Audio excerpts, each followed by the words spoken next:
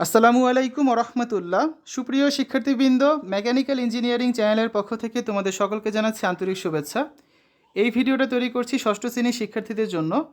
2025 সালে ষষ্ঠ শ্রেণীর গার্হস্থ্য বিজ্ঞান এই বইটা নিয়ে আজকে আমরা আলোচনা করব। জাতীয় শিক্ষাক্রম ও পাঠ্যপুস্তক বোর্ড কর্তৃক 2013 শিক্ষাবর্ষ থেকে ষষ্ঠ শ্রেণীর পাঠ্যপুস্তক রূপে এই বইটা কিন্তু দেওয়া হচ্ছে, যেটা 2025 শিক্ষাবর্ষের জন্য কিছুটা পরিমার্জিত করা হয়েছে। ঠিক আছে, তো তোমরা যারা এখনও বই পাওনি স্কুল থেকে তারা পিডিএফ ডাউনলোড করতে পারো। কমেন্টে আমি লিঙ্ক দিয়ে দিব, সেখান থেকে ভিডিওটা দেখে যার যে বিষয়ের পিডিএফ দরকার খুব সহজেই তোমরা ডাউনলোড করতে পারবে। তো এটা তোমাদের বইয়ের সূচিপত্র। দেখো যে বিভাগগুলো রয়েছে বা অধ্যায়গুলো রয়েছে। ক বিভাগ গৃহ ও গৃহ ব্যবস্থাপনা, এখানে মোট 3টি অধ্যায় রয়েছে। তারপর খ বিভাগে আছে শিশু বিকাশ ও পারিবারিক সম্পর্ক, এখানে মোট 4টি অধ্যায় আছে।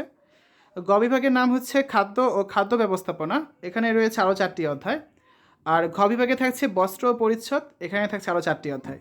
এই মোট 15টি অধ্যায় তোমাদের এই বইতে রয়েছে। ঠিক আছে, তো আমরা যদি একটা অধ্যায় দেখি, যেমন ক বিভাগ গৃহ ও গৃহ ব্যবস্থাপনা, এখানে তো অনেকগুলো অধ্যায় রয়েছে।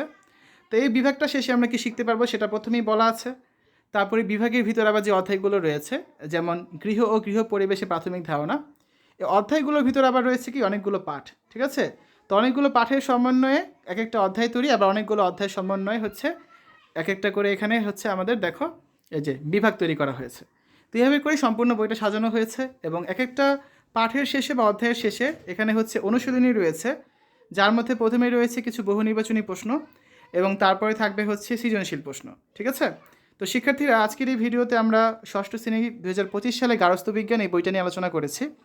যারা এখনও স্কুল থেকে বই পাওনি তারা কিন্তু পিডিএফ ডাউনলোড করতে পারবে, কমেন্টে লিঙ্ক দেওয়া আছে, সেখান থেকে সাহায্য নিয়ে তোমরা পিডিএফগুলো খুব সহজে ডাউনলোড করে ফেলতে পারবে।